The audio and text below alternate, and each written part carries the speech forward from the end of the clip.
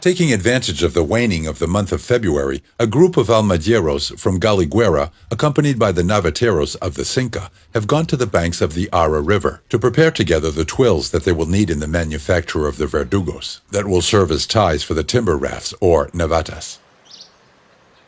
As they have been taught by the old rafters of the Cinca, these new navigators have taken into account that, as a general rule, in order to conserve the firewood better, all the deciduous plants must be cut in the waning season and in the cold months of January or February, when the sap hardly circulates. While some select and cut the twills among the vegetation of the riverbank, others are in charge of bringing them to a clearer point, where there are those in charge of cleaning and removing all the dirt they carry. Here we make the packages of 25 in 25, because this way we take better the number of those that we need for the timber rafts that are going to be made, and they are transported much better for later when we put them in maceration in the raft, which they are put until we proceed to twist them, and later to overlock them.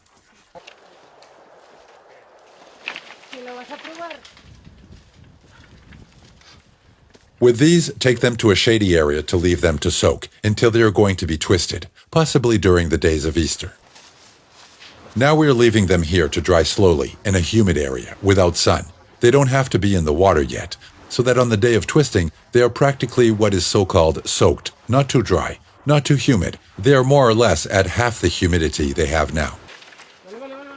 A couple of months later, the rafters of the Galiguera and Sobrabri meet again in the locality of Las Puñas during a day of work to twist the till rope and leave them ready to assemble the timber rafts or navatas.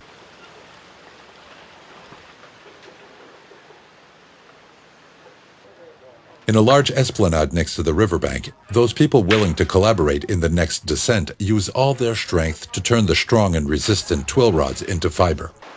2 days before the descent of the timber, the almadieros of the Galiguera are going to devote themselves to the assembly of a 3-section raft, or bodies. In a backwater of the Gallego River, where the old almadieros probably carried out their work, the verdugos have remained submerged in water until the moment arrives for the overlock. With their activity, these new almadieros of the Galiguera try to remember the hard work that their ancestors did, with the great quantities of trunks that every year arrived loose to this same area of the River Gallego.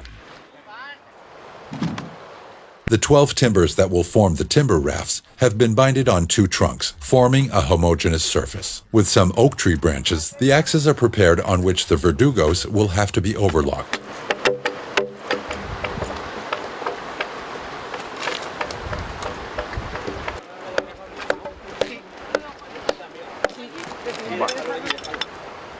Once the verdugo is twisted, this plant is a twill plant. Once it is used, it is called verdugo. To give it flexibility, what is done is to overlock it there, as you can see, twisting it on itself, and then it is rolled up on a vertical dowel of those of rods, which will be used later until it is practically flexible. It is like a rope. As you can see there, a piece is left without being overlocked, which is the piece of the capital, that the piece of the capital is the one that will be used to hold one knot over the other. On the angled, aligned, and pierced timbers of wood sits the log of oak wood. The moment arrives to tie with the verdugos each one of the trunks, taking the log inside the tie. Twist, Perico. The secret is to twist and tie. The wood that reached Murillo de Gallego by flotation came from all the headwaters of this river in the Tena Valley, and from some of its streams, such as the Oren, the Besa, the Guarga, the Garona, and the Asbon.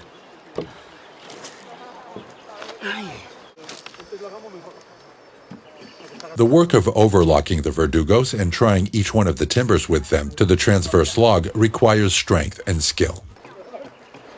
As each of the 3 sections that will form the timber raft are finished, they are left on the riverbank to proceed later to the final assembly.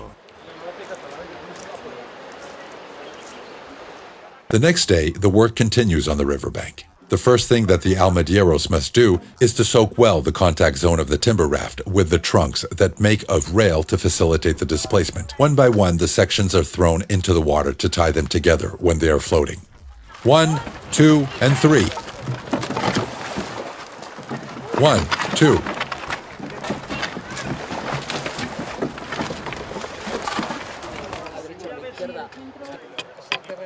In this timber raft of 3 sections, 2 pointing oars will be mounted and another one as defender. At about 10 centimeters from the wood adobe are the holes to introduce the rods that will hold each oar.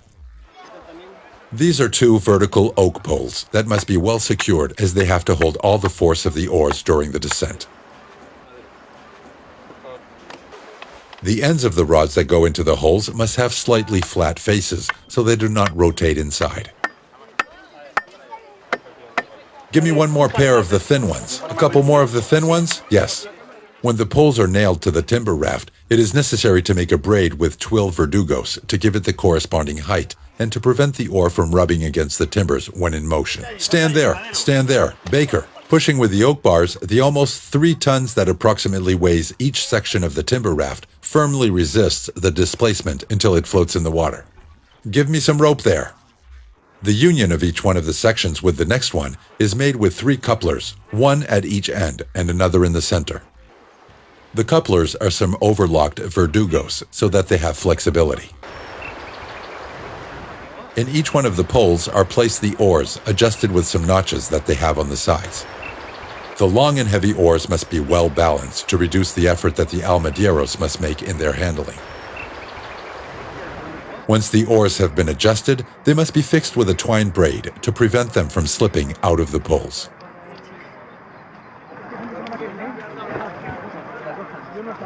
With the final touches, the timber raft of 3 sections is ready to go down the Gallego River. The next day, the risk of rain will not prevent the celebration of the 7th annual descent down the Gallego River, and the Galigueras almadieros are ready on the timbers, receiving instructions from the most veteran rafters of the Cinca. The rear is simply to keep it from crossing over to the other side. To take it straight? Yes, keep it straight, but let the one in front go where he wants to go. If he says stop, stop rowing backwards to let him go, because you don't let him go. Let him go, then don't let him cross. If you see that he's crossing, you have to give him the opposite of what you're doing. You see whether the timber raft is going along the wall or not. What you have to look for is to hold on to the line ahead. Hold on. First, the timber raft enters from the front, and from the back, you hold it. The one in the back has to hold on. He doesn't have to do anything else. The oar in the curves, if it gets close, put it inside. Lift it up and in. If you go to a border, don't let it stick to the border. Put it towards the river. Towards the river, it will never take bad. Towards the outside it will. If Eres goes to the left, Santa Eulalia will be to the right. Goodbye. Goodbye, handsome. Back, back. Don't hold on. He's going to hold on. It's going well, it's going well. Come on, Gabby, this is good. It's already out of there. Taking into account that the front rowers go in the directions of the current and the back rower goes with the back to them, to understand the orders in the handling of the oars and to avoid confusion, the almadieros have substituted the terms left and right by the names of 2 villages located on both banks of the river, Eres and Santa Eulalia. We pass the bridge, always in the current. Is it going well? How is it going, Navateros? Fine. From the back to Eres. Back to Eres. We have to take it by its course, by its side, by the vein, by Santa Eulalia, to the vein. Do all the route, all the drawings that makes the back to Eres. Santa Eulalia, Santa Eulalia.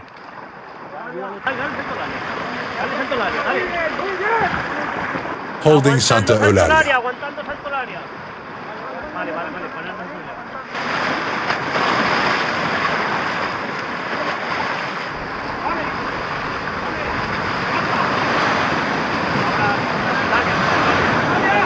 Santa Eulalia. It's going well, it's going well. In the transport of wood down the river, the old almadieros of the Gallego encountered numerous dangers and problems. There were the wares for the mills, which was a great danger for them, and they always had disputes. In fact, there is a lot of documentation of disputes in the Gallego River between the almadieros and the owners of the weirs, because, of course, a timber raft would break the weir very easily. There were always fights between the owners of the weirs and the almadieros. The owners of the weirs collected taxes from the almadieros to destine them, they say, later to the repair of the weir. The timber raft descends through the areas of the river where the currents takes it, and at the speed of the water, already holding. In this type of boat, the oars are used to divert the timber raft to other areas, but to never slow it down. The coordination of the movements between the front and rear oars is the key to steer the timber raft to the desired location. From behind, he's got it right, upside down, to Santa Eulalia. You've got it right, Furman. Santa Eulalia. Hold on.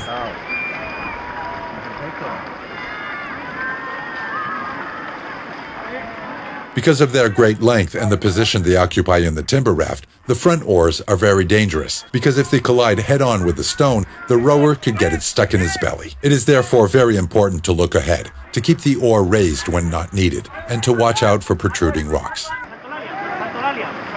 Halfway through the trip, it is good to stop for a rest, have a bite to eat, and comment on the incidents of this adventure.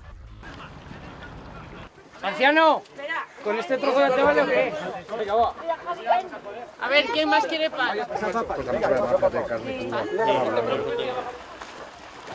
The trip is developing normally because in the month of May, the Gallego River descends with a lot of water due to the thaw in the Pyrenees. If the water flow is low, the timber raft would run the risk of rubbing against the rocks at the bottom and getting stuck.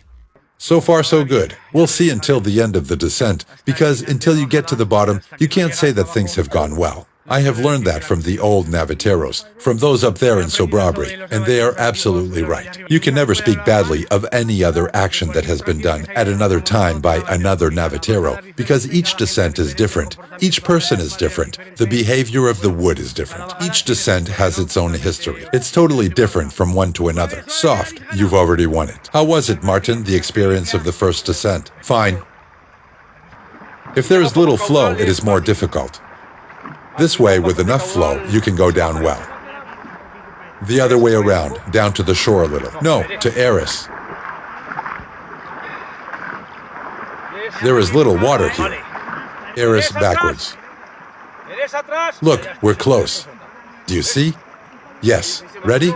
Eris to the back. There's a rock. Eris, there's a rock.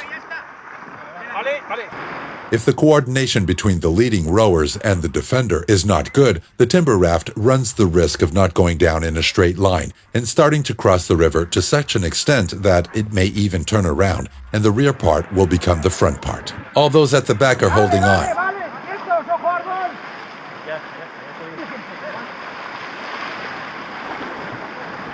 In the middle. There's another one in front. Stay still.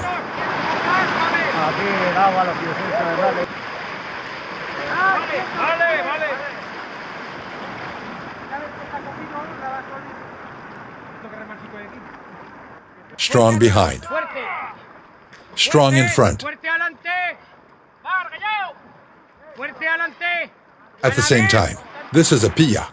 What is called a pilla of the back oar, which is only put in a loop on the one that is going to be the defender oar, which is precisely so that the oar, once caught in the loop, is lifted out of the water and does not interfere in the movement of the timber raft when the back oar does not need to be rowing. Eris.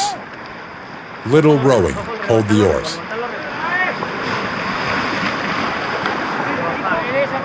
Hard there. Hard. Stay still in the back. Stand still at the back and let's get it out of the front. Now you can give it just a little. Go to the other side if not. Stay still back. Stay still. Pick them up there.